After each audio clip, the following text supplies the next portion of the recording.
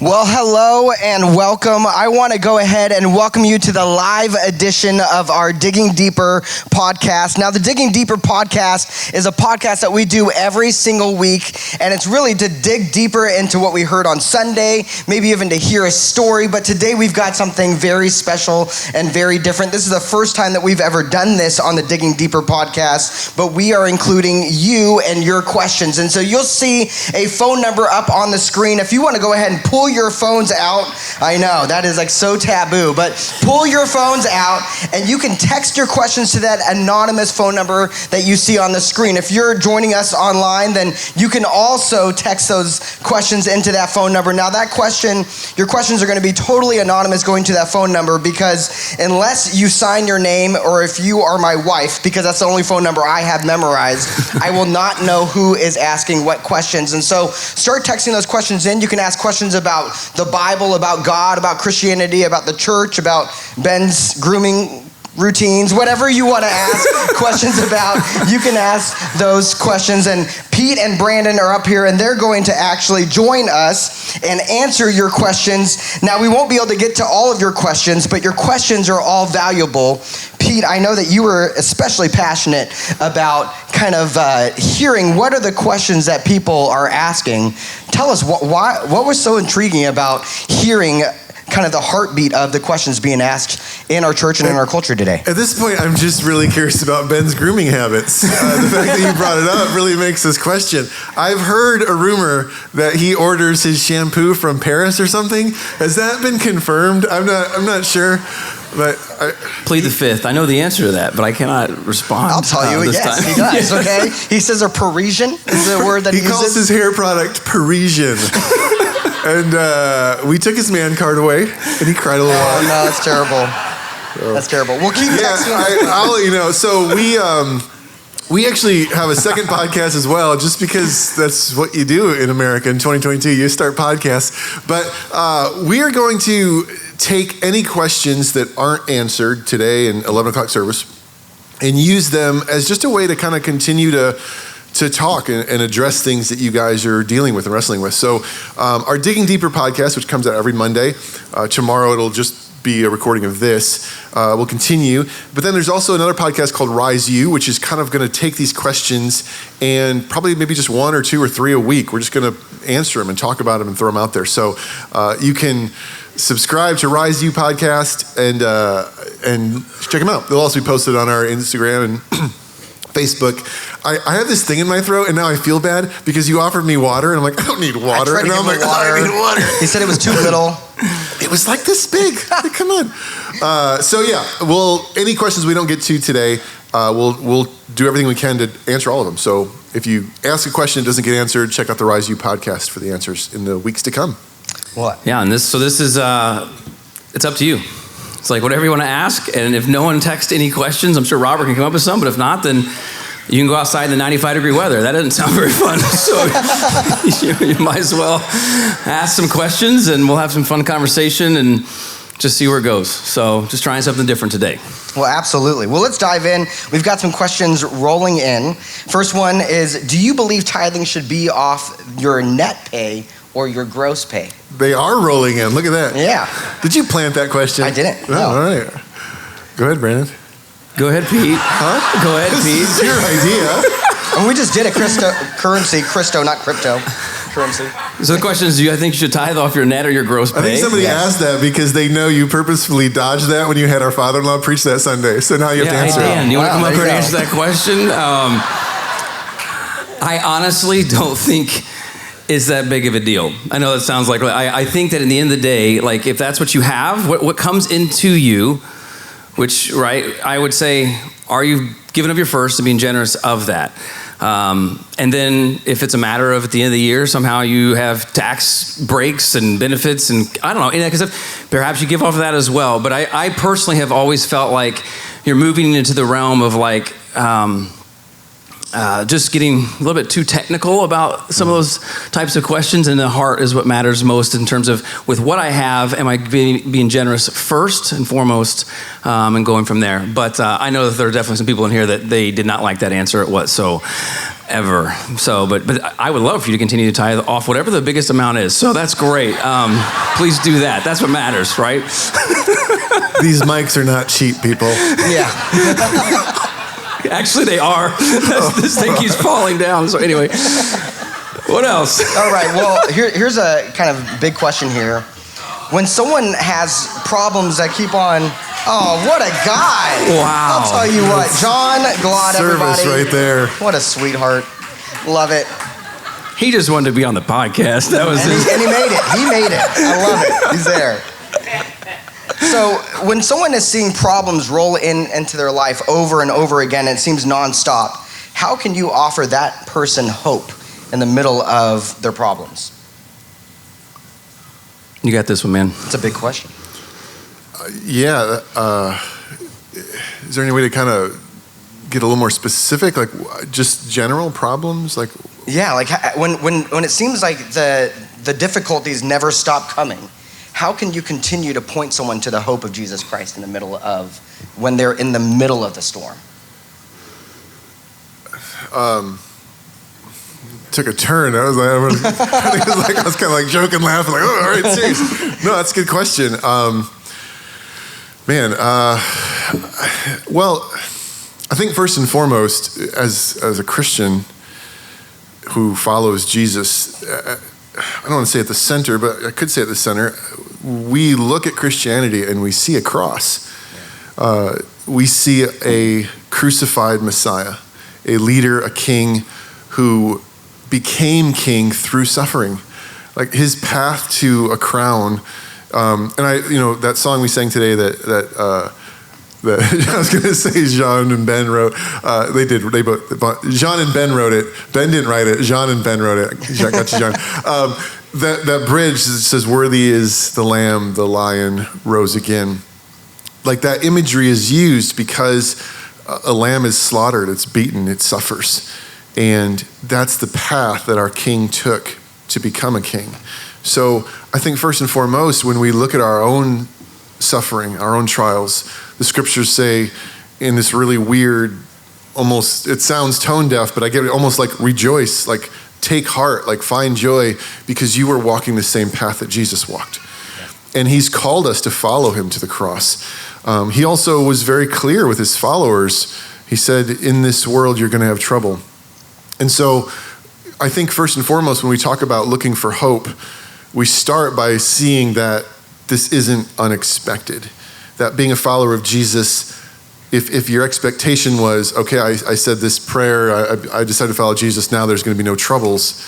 Well, he actually said, if you're going to follow me, it's the opposite. But what he did tell us was that there's something on the other side of it. Just like there was something on the other side of the cross, there's something on the other side of our difficulties and our troubles when we choose to stay faithful and keep walking. It doesn't necessarily make them easier. It doesn't mean that we don't still have to wrestle with things and deal with things and work through things, and sometimes even have some people in our lives that we can just talk to and a wall that we can punch sometimes. But it does mean that we live day in and day out with this sense that there is something better on the other side, which is what hope is. It's the belief, it's the expectation that even though I'm in pain, even though I'm suffering, even though it's difficult now, there is something better on the other side, and that's what God brings. And there's a piece of, like, when Paul wrote some of his letters, he talked about one aspect of knowing Christ was to participate in his sufferings. Like, there is an aspect of being able to have a richer, I would say more robust relationship with Jesus in the midst of participating in suffering, because then you resonate with what he went through ultimately to bring about redemption for all of us. And it's not something like we sign up for right away. It's like, I want to know Jesus through suffering. Yeah. But in those times where it continues to come that direction, I think there's solace that can come of saying, I am understanding just all that Christ went through to redeem humanity. And also trying our best to keep an eternal perspective, right? So like, if eternity is eternity, it keeps going on and on and on, this life that we live, average lifespan of 75 to 80 years, is just a blip in the grand scheme of eternity. And that's hard in the moment, but to remember that in the moment, that this will be swallowed up in victory is another thing that Paul said, that death will be, and pain will be swallowed up in victory, and tears will be wiped away. The book of Revelation talks about. Those are things that can help us in those moments realize that this too, God will work out for my growth and my good, and eternity will not be filled with the heartache and what feels like hopelessness that I experience in this life. So good. Well, we also know that Jesus showed his victory in the resurrection. And someone asked this great theological question: what happened between Jesus' death and resurrection? Those 3 days, where was Jesus? I don't know if we can know. That might be Dr. Goodman? Come on, Dr. Goodman. I will say this: there is a misconception by many people, and there's a reason why it's a misconception. First of all, the Apostles' Creed in the original, when it was originally translated in English, literally said he descended into hell. The problem with that, though, is that word meant grave or death. It didn't mean our modern conception of this place that is punishment for sinners. Is it? Well, yeah. Scripturally speaking, he went to the grave. And I think what that looks like and where that was, and I mean, he died. He took on human flesh and died as a human being. I think to say simply whatever happens to a human when they die happened to him. So as a follower of Jesus, as best I can pull from the scriptures, I think it's safe to say that when we die and we are faithful to God, that he brings us near him. The Old Testament spoke of Abraham's bosom being this place that God brings people.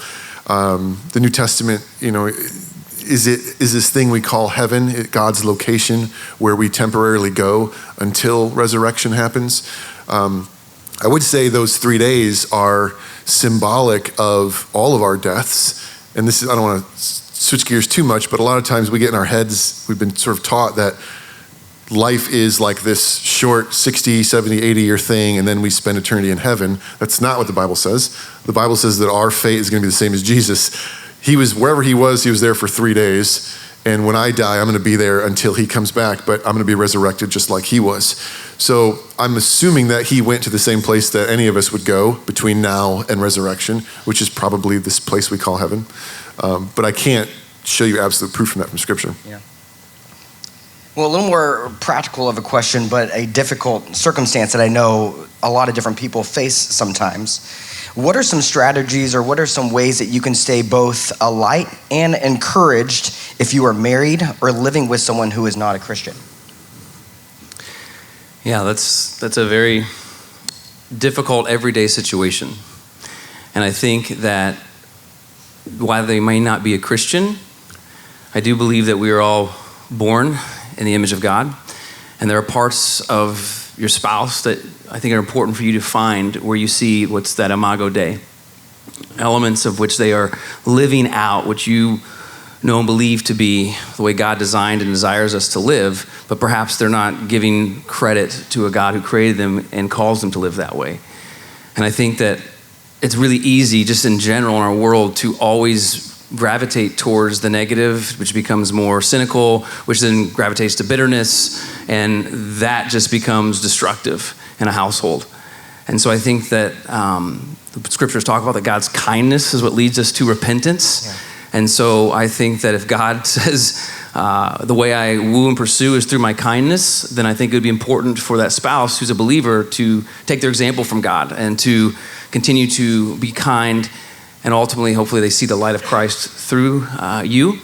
But it's a daily deal, I would assume, to ask the Lord, to pray to him, give you strength, give patience, give humility, as well as give eyes to see your spouse through the eyes that God sees him or her. Which, praying that, that spouse that doesn't believe God loves him or her more than you do. And so his heart also wants to see him or her give their life to Christ, but our example matters a lot in that. And so to give an accurate example of Jesus in that situation, I believe God can use that to change the heart of that spouse. I would also speak into that a little bit because the question kind of had two sides to it. And I'm glad these are anonymous questions because I can say things anonymously and no one feels like they're attacked. If you're living with someone who's not your spouse, whether they're a Christian or not, I would say you need to take a step back and examine whether or not you believe God's best is actually best for you. Do you believe that? If you don't, let's talk. If you do believe that God's best is best for you, stop doing that. Get married or stop living together, because God has said that is not what I want for you. That's not me, that's in the scriptures. God is saying, I don't want that for your life. It's not what I intended. It's not how I wired you. It's not how I wired relationships. When God planned and designed marriage, he made it a certain way, and that's not how he intended it. So if you want God's best for your life and for your relationships and your marriage, if you're planning on getting married, stop living together. Stop being sexually active until you're married, and trust that he knows what he's talking about. Trust that when he wired you and made you and formed you, when he came up with the idea of marriage, that he had a good idea, and the way he tells you to do it is better. It's not a guilt trip. I'm not condemning you. I'm just encouraging you to consider whether or not you actually believe that he loves you and has your best in mind. And if you do, obey him, and it'll go better for you. Amen. I didn't hear that question that way. That was a good response. I didn't hear that part of it. Yeah.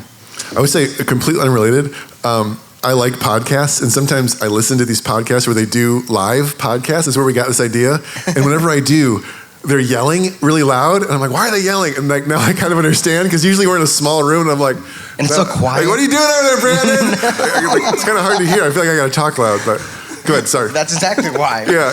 Well, speaking of understanding things, how can someone read and understand the Bible? What are some ways that they can actually understand what they're reading as they read an ancient text? Are you looking at me? So is this my... I'm looking at anyone. We like take turns. I would say just one of the things that's like, I became a Christian without having any really training and understanding what the Bible said. And someone just said, well, here, read the book of John. Read a chapter a day for 21 days. And you get into chapter 1, and it says, in the beginning was the Word, and the Word was with God, and the Word was God. And I'm like, what in the word is this? like it's like confusing. But it was a matter of believing that I was also told that, hey, this is a primary way that God is going to speak to you. And I believed that mentor my life. And so believing that caused me to say, okay, then how can I understand this? And so there's a lot of different resources. So I think it starts by committing yourself to just saying, how can I start reading? And I would encourage you, when you're first reading, to probably start in the New Testament. Generally, if you start in the Old Testament, you get through first part of Genesis, that starts to bog down, then you get to Joseph, and that's a good story. And then, you start getting to Levitical law, and you're like, oh my goodness. Where understanding the life of Christ and beginning to see the way he lived is a great way to start. And then beginning to dig into some of the things that, like, when you come across something that you don't understand, you're like, what does this mean? Not to find yourself defeated, but one of the things that even we're trying to create is resources of how to study the Bible and to look at, like, how do you dig in to understand what that meant in that particular cultural context. But now, after following Jesus and studying the Bible for 20-something years, like, I look back and I'm like, wow, there's a lot more I know now. But when I first started, I had no clue. And I'm sure I preached a ton of sermons that weren't, like, in alignment biblically. I just, like, that's what I think it says. And I think moving past saying, this is what I think it says versus what were the author's original intent when they wrote what they wrote, and moving to that place is really a healthy beginning. But I feel like that's one of the things that we really want to help with as a church staff, is like coming alongside you and providing resources, and also like studying the Bible together and ask those types of questions. But a lot of it starts with being dedicated to say, I'm not going to be afraid of this, but how do I engage in it and take little bites along the way and ask questions, because questions really open up an entire world of what the Bible is. Yeah, I agree. I would also say, I condone your statement. No, I also would say, like, and I know, Brandon, you've talked about this before. So the Bible was written in a different language thousands of years ago. And so when you take a different language and you try to translate it, some languages are very close to each other. If you try to translate Spanish to English, it's not super hard. They're pretty close to each other. But going from ancient Koine Greek to modern day English sometimes is a challenge. And it's sometimes more of an art than a science, in this fact that these people that are interpreting it are making decisions. They're trying to say, well, should I interpret this way? And the way that Bibles work is sometimes the person, or usually people, that's a side note, find a Bible that was translated by people, not a person. You're always better off there. Groups of people do better than one person. But sometimes the goal or the purpose of the people translating the Bible is to help that let's say newer, younger believer, maybe somebody who's just getting into it. And so they make translation choices that are aimed at helping it be simpler rather than more precise. And so what I would say is if you're newer, if you're just starting this, there are Bible translations which are really for you. And I would say the most common one that I would say would really suggest is called the New Living, the NLT, which sometimes Brandon preaches out of it just because we want to be a place. The New Living was translated to help people who maybe didn't have weren't wanting super precise, they wanted it very readable. On the other hand, maybe as you're going along, you've been following Jesus for 20 years, and you would say, I'm really curious at getting the nitty gritty of it, the nuance of it, and then a New American Standard or something like that might be better for you. A way to think about it would be, my third grade daughter is studying science, and so is my seventh grade daughter. They both have science books that are teaching them physical science about the world, but one is knowing they're talking to a third grader, and one is knowing it's talking to a seventh grader. And in some ways, and that's maybe not a perfect analogy, but in some ways, there are Bibles that are for you. And there are also Bibles that the people that translated it got together with others and they added a ton of notes and little study points and little ideas, just called a study Bible, where you can look at it and you'll read a verse what does this mean? And oh, that's what it means. They get a little thing down there. So I'd encourage you as well to consider maybe getting a study Bible or something like that. So New Living is a great place to start. A New Living Study Bible would be a great investment. Well, awesome. And if you're looking for a resource as well, in our last group session, we actually went through a little handbook called How to Study the Bible. So if you just email me, call me, tap me on the shoulder, then I'll make sure that resource gets to you as well. Well, I want to ask this next question. I'm just going to read it. This is a question that I think a lot of people ask in our world right now, and it's a difficult question. And it says, it's frustrating to see evil things continue to happen so frequently. Is there any evidence to suggest that God may have stepped back and allowed the world to play itself out rather than be hands-on? If so, why would God let so much evil, sickness, death happen continuously, especially to those who follow him? You haven't actually answered anything, Robert, so... Oh, come on. No, very funny. No, just changed the rules of the game. Hosting here. You think you can get out of this? I'm the spokesperson of the people. You start. Oh, man. Okay. Well, I think that we kind of started to answer this question when we talked about suffering and when we talked about even the adversity. Sometimes we can see adversity that's happening and it can be frustrating, it can be discouraging, but I think that adversity, and if you look throughout church history, oftentimes it's an opportunity. Sometimes we think that life is supposed to be good because the circumstances are good. It's God that makes life good. It's being near to his presence. And oftentimes in my life, and I'm sure that many of you can also relate to this, if you're listening, if you're watching, if you're here right now, that oftentimes when you've been going through difficult circumstances, it was in those moments that you found the greatest intimacy with God. There was something that pushed you to get further into the presence of God. And so, do I think that God has stepped back? No, I think that God is leaning in. And in the middle of the trouble, we have an opportunity to lean into him. The Bible says that he is like this strong tower in the time of storm, which means that he's this safety, he's this security, he's this steadfastness, even when the world around us seems so uncertain and it seems like the person asked this question mentioned evil. Our God is still good. He doesn't change even if the circumstances around it does.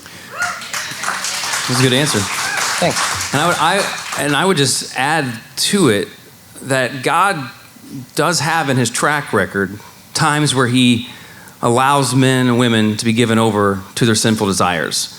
Doesn't make him absent, doesn't make him far off, but when people in their hearts make the choice to go a direction outside of him, there's a part of him that's just waiting for them to come back. Maybe still in pursuit, but the person's running a different direction. And I think of when he was saying this, the book of Romans talks about, if you start looking at Romans, it's the history of mankind beginning to gravitate towards their own desires versus what God said was best. And he comes to the verse 24 in chapter 1, says, therefore God gave them over to their sinful desires of their hearts, to sexual impurity and to the degrading of their bodies with one another. And it goes on through just, God was like, they're pursuing wickedness. I'm still here. But once they actually kind of hit rock bottom or recognize that what they deem is best isn't truly what's best, I'll still be here. But at the same time, like you mentioned, adversity, difficulty, pain, sometimes those are, as C.S. Lewis said, they're the megaphone that rouses the deaf world. And so I think God would use any means necessary to try to win hearts. And that even at times means like giving people over to what they think is best, ultimately so then they crash and burn and turn to his best. Awesome. I say too, like, if you're interested in like apologetics, which is this sort of whole side of Christianity that tries to defend Christianity, philosophical arguments and things. Apologia is like defense in Greek. Anytime you see or hear or watch it, like a debate or a back and forth between a Christian or a theist and an atheist, the most common thing that an atheist puts forward against religious people is this question. There's a reason for that, because it's a really hard question. And I kind of dabbled in apologetics for a season. And I remember this was like this question, and I was just like, what do I do with this? I'm wrestling with it. And I would say this, and I'm very good at coming up sometimes with logical answers to things. My brain just likes that. And I do think there are some logical things I could say. The most poignant thing I would offer, and what helped me the most, was really coming to understand this phrase in Genesis, the image of God. And for a long time when I was like, I just heard that phrase, it was always sort of described as like, well, you're kind of like God, right? You're kind of like him, you look like him or something. And I was like, okay, cool. A lot of people don't look like God. What is this? And there's a lot of wrestling with it. And when I really began to study that term, what I found historically was that's not quite what that word means. An image bearer in the ancient world, Mesopotamia, Babylon, those places that this was written, referred to the one that the king or ruler, which was designated by the gods to represent the gods. So the gods were sort of distant, but they wanted things done, so they would appoint an image bearer to do what they wanted done. So the king of Babylon was the image of Marduk, the god of Babylon. The Pharaoh was the image of Ra, the sun god. So when Genesis uses this phrase, image of God, it's twisting that, and it's perverting it in a really weird but amazing way. It's saying, no, it's not just that one king who's sitting there up on the throne. Every single one of you has been designated by the Creator to manage his world. And that you and I are responsible for this planet. Like really, like when God created us and he said, I've made you in my image, take care of it, cultivate it, go. So the reason why there's evil in the world is us, because we're responsible for it and we haven't been responsible. But in Jesus, he's calling us back to regain the image of God, which part of that is how I live and how I look to reflect God. But at its core, it's like, how am I living my life? How am I managing the world and the life that God created me and the family he entrusted me to? It is our responsibility. It's on us. And so, like, I'm so turned off by messages of religion that are all, those of you know me know this, messages of religion that are all about getting to heaven, afterlife, escaping this place. It's like, escaping? No, I've been called to do something about it. You have been called to do something about evil and brokenness in the world because you were created to manage this world. So was I. And so we wake up, rise, and shine, not because it's like, oh, wake up, rise, then if you get around to it, shine. It's like, no. The point of this is we were created to shine God's goodness and restore God's world in Christ. And so it's on us, right? But all that being said, I would also end with, I think if I could just say this, it's okay to really wrestle with that question. Yeah. Because even saying all of that, there are still times, like I am a pastor, I have years and years of study of the Bible. And if I saw a story of a child getting murdered, I still say, God, where are you? Yeah. And that's okay. And I can't give you an easy, logical answer. Sometimes I don't know where he is. But I've seen so much of his goodness. And I've seen so much of what he's called me to and done in my life and the lives of others that I can't take that one small thing and throw out the rest. Instead, I see all the rest. I have to say, I'm not quite sure what you're doing here, God, but I see your goodness in so many other ways, so I'm going to trust you in this. And that's how I live my life. And it's not always easy. And I understand when atheists say, well, what about this? And I'm like, yeah, what about that? I wish I had a better answer for you. Yeah. But that alone isn't going to keep me from seeing everything else about who God is and what he's done. And that's a tension that we have to live in as Christians. That's right. Well, one way that we shine to others here at Rise City Church is through our Christmas offering. And last week you mentioned this idea of our 10 for 10 initiative. Yeah. And someone was asking a question, how is that different from regular nominations and how does that whole thing work? Yeah, so this year's our 10th Christmas offering, and for all 10 Christmas offerings, I think outside of the very first one, we have this nomination category where you nominate people, organizations that you know that could use an extra blessing that time of year. We write checks, and we write a letter that goes with the check, and it's just cool to see how God meets needs in those moments. This year, that category of nominations still exists, and so you're still going to be able to nominate people and organizations. But in particular this year, one of the major initiatives is going to be 10 specific organizations are going to be selected to receive up to $25,000 apiece. And that will be $250,000 that we'll hopefully be able to give away to those organizations. So if your organization is not selected of the 10, then it can still be a recipient through your nominations, probably not to the financial amount level. But we were just thinking about what would be fun. And we're like, man, it's the people of Rise City, right? It's all of us. We give to this each year, and you have particular organizations that you're passionate about, that you serve at, that you give to. So what if you were to share with us, hey, here's some organizations we think would be awesome, and perhaps even create opportunities for future partnerships with us here at Rise City or places and opportunities to serve. And then we also like the show Shark Tank. So we're like, let's just merge these two together because it's just gonna be fun. So we are starting to create kind of a Christmas offering committee, if you will, that's gonna be here. And so you can nominate right now. You can go to risecitychurch.com/10 for 10. It's the number 10, 10 for 10. And it's got all the criteria to the organizations and what they need to kind of meet in order to be nominated. And then if they meet the criteria, then on October the 8th, so about a month from now, we're going to have you come here. We'll have a group there, and you're going to present why your organization should be a good recipient of up to $25,000. And you can be as creative as you absolutely want in your presentation. So whether that's you by yourself, whether that's you talking to people in the organization, whether you've got, video, whatever you want to do, you're going to have a few minutes to present, and then you'll have questions that be asked of you, or to whoever's up here presenting. But the organization ultimately has to have what we're calling just a Rise City ambassador, someone that comes to Rise City and nominates. So this isn't like we're just going to put this out to the general public and all these, organizations try to get a $25,000 grant. We want to have your participation and connection to it. And we'll pick the 10. And we'll give generously and watch what God does. And so we'll still have the nomination category, but there'll be 10 particular ones that receive that larger amount. So I think it's gonna be really exciting. I'm excited. I think it's gonna be a lot of fun.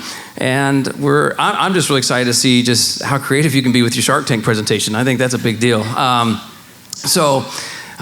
Yeah, that answers So that. does the person nominating have to be a part of the presentation? The person nominating does not have to be a part of the presentation, but you need to be the one talking to the organization you're passionate about, so they do present. If no one presents on behalf of the organization, then you probably won't be one of the 10 that gets selected. Yes. It'd be like, and now this organization is just a blank stage for 5 minutes. You're like, nah. But if you have other people that can present, or you feel like that they can do a better job, or that's the creative aspect. You can do whatever you want in that presentation. That's good. I'm excited for that. Should we touch at all about kind of what kind of organizations we're looking for, or who's eligible? Yeah, you can, if you go to the website, the risecitychurch.com/10 for 10, it talks about it. One, they need to be 501c3 tax-exempt organization. They do not have to be officially Christian, but they need to still be in alignment with the mission, vision, values, and just the heartbeat here at Rise City Church. to demonstrate over time what we call like a kingdom-minded agenda to really advance a lot of things that we see that God would say is what he wants to see done in the world. And so some of that's laid out more specifically on the website, but there are definitely organizations that if they're not in alignment with certain things that kind of in our statements of belief and things like that would potentially lose consideration. But overall, that's kind of the direction we're going. And just one piece of clarity, when we say they don't have to be necessarily Christian, the reason why we did that, just in case you're wondering, is because there are some organizations out there that are run by Christians, but because of their mission and vision, they don't necessarily want to put that tag, or maybe it's more, they want to be in the business world or market. If no one involved in the organization has any connection with Jesus, we're not going to give them any money.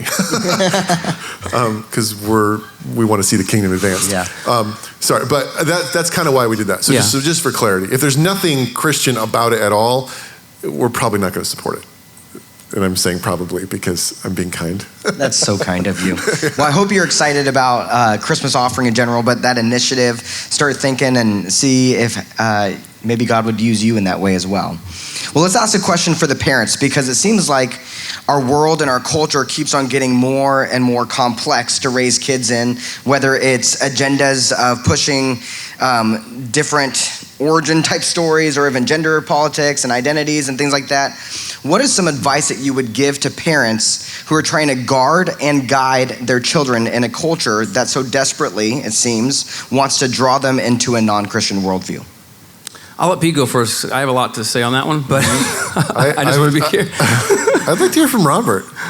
Oh. You want to hear from me again? Yes, come on. Okay. This isn't just me and Brandon. You know, Mariah... 3 daughters, right? Maybe context, 3 daughters. I have 3 daughters. And I remember Mariah saying something really interesting a while back, but she said, and I've heard her say it a few times, but she says that you need to make sure that you're the type of person that you want your kids to become.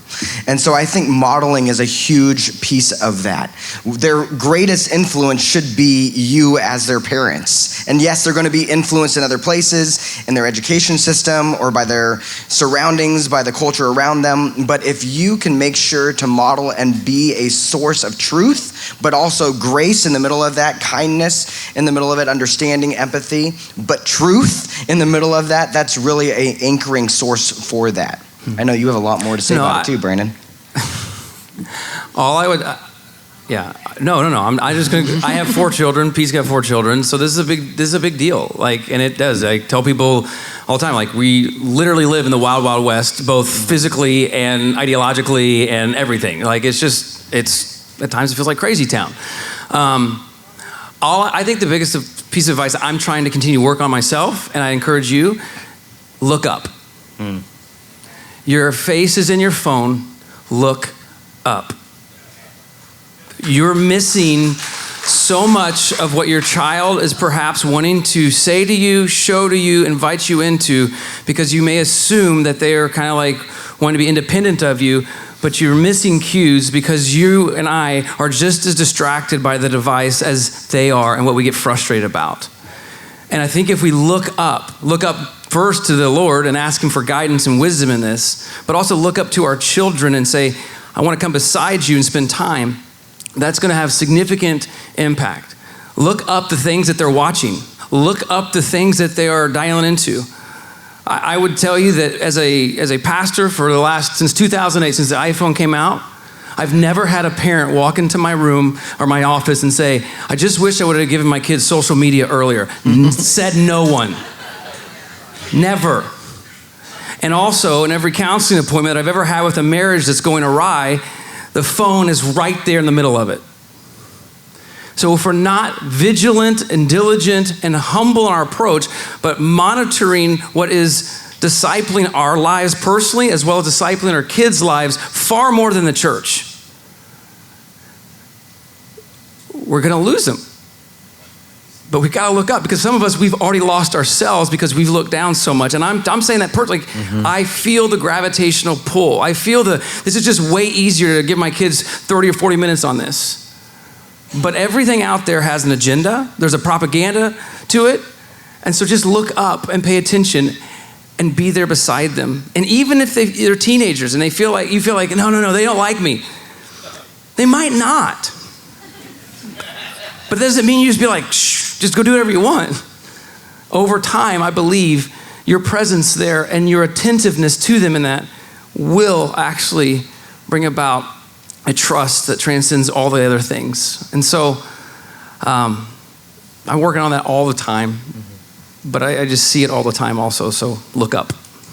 It's good. Well, let's close with this last question.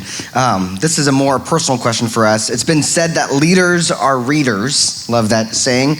What books outside of the Bible are we reading right now? Yours is is it sci-fi or something, or is it theology? No. It's got dragons in it. Really? Dragons? Explain Sometimes I like to call myself a closet nerd, but I'm like, I'm not closeted. Everybody knows. It's just out there. I